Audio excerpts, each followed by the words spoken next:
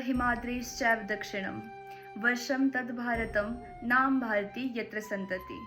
अर्थात समुद्र के उत्तर में और हिमालय के दक्षिण में जो देश है उसे भारत कहते हैं तथा उसकी संतानों को भारती कहते हैं। वंदनीय माँ शारदे, सर्वप्रथम आप सभी देशवासियों को 75वें गणतंत्र दिवस की हार्दिक शुभकामनाएं। मैं आशा शर्मा आप सभी देशवासियों का ध्यान राष्ट्र निर्माण तथा देशभक्ति पर केंद्रित करना चाहूंगी। दोस्तों, जब जब प्रश्न उठता है कि राष्ट्र निर्माण कैसे हो, तो मुझे एक बहुत ही चर्चित प्रसंग याद आता है।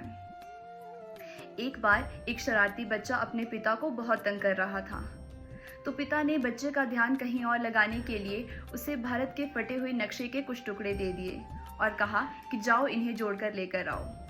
पिता ने सोचा कि बच्चा इसमें दिमाग लगाएगा और उतने में मैं अपना काम कर लूँगा, लेकिन बच्चा 2 मिनट के अंदर भारत का नक्शा तैयार करके लेकर आ गया। तो इस पर पिता ने बड़ी हैरानी के साथ पूछा कि तुमने ये कैसे कर लिया? बेटे ने जो जवाब दिया वही राष्ट्र निर्माण की आधारशिला है। बेटे ने कहा कि पिता, नक्शे के दूसरी तरफ इंसान बना था, मैंने इंसान बनाया, हिंदुस्तान अपने आप बन गया। दोस्तों, आज हमें इस प्रसंग को साकार करने की आवश्यकता है। हमें चरित्र निर्माण करने की आवश्यकता है। हिंदुस्तान विश्व का सबसे युवा देश है। हम युवा देशों की श्रेणी में प्रथम स्थान पर आते हैं। हमारी जनसंख्या का 65% भाग युवा शक्ति है और हमें इस युवा शक्ति की सकारात्मक ऊर्जा का सही उपयोग करना होगा।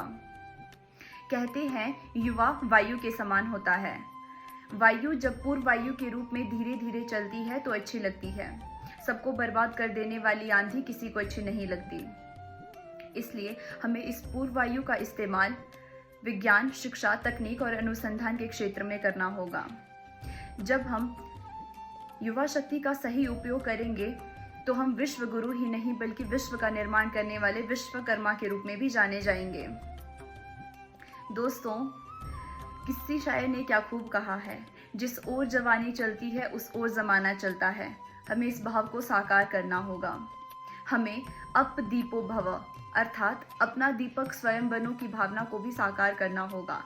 अर्थात हमें अंधेरा ढूंढने के बजाय हमें दीपक जला देने की परंपरा की शुरुआत करनी होगी। दोस्तों, बात करें देशभक्ति की तो पहले के दौर में देशभक्ति बहुत ही कठिन होती थी। उस वक्त देश लड़ जाने को, मर जाने को, मिट जाने को और फांसी चढ़ जाने को कहता था। उस वक्त देश बलिदान मांगता था। लेकिन आज देश लड़ जाने, मर जाने, मिट जाने को नहीं कहता। आज देश फांसी चढ़ जाने को नहीं कहता। मेरे विचारों में आज हम अपनी देशभक्ति को बड़े ही सरल ढंग से साबित कर सकते हैं।